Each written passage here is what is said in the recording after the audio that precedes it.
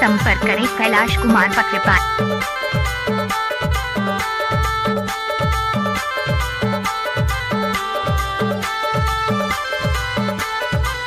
Mix by DJ Asharam Uparjola. दिल देके सूरज फूल कैसे गए ते भूल माया मामोला रो आई डरे नाचा रे दिल देके सूरज फूल करके मोला को भूल माया मोला हंसाई डरे रे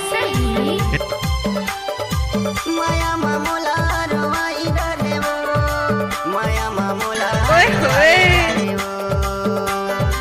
माया मोला हंसाई डरे माया मोला। अरे डीजे वाले छोरे स्टाइल में बजाना। फूल करके मोला का भूल कैसे ते मोला अच्छा।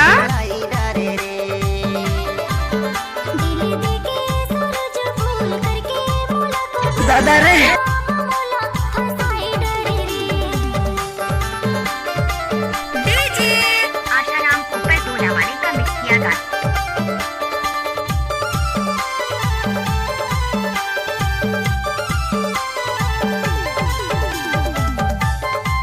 Mix by DJ Asharam Dhurve exclusive.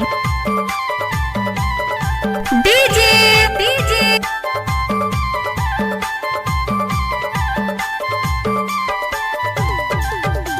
DJ हाय दैया मिक्स बाय डीजे हाय दैया टोकरी पहर माँ बोले लाती तेरी तोला राखे हवा बैरी करे जाती तेरी ओए होए माया मामोला रो आई डरे ना दिल देके सूरज फूल कैसे गए क्या? माया मामोला रो आई डरे वो लजाबे झनो फूल करके मोला को भूल माया मोला नाचुरी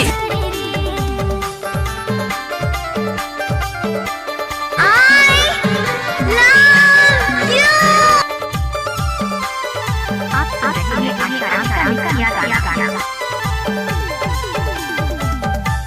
एक बार मोर संग नाच के तो देख।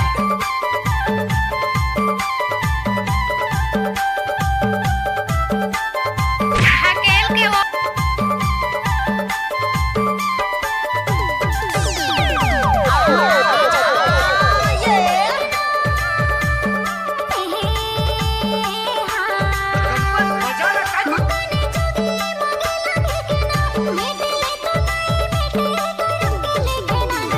डीजे डीजे आशा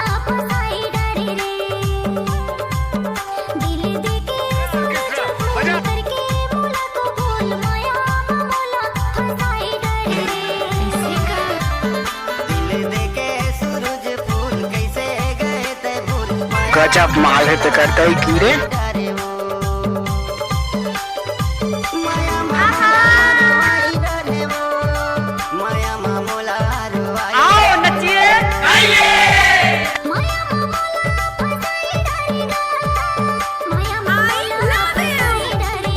दिल देके सूरज फूल कैसे गए ते भूल माया मामोला रो आई डरे वो आजा बाजा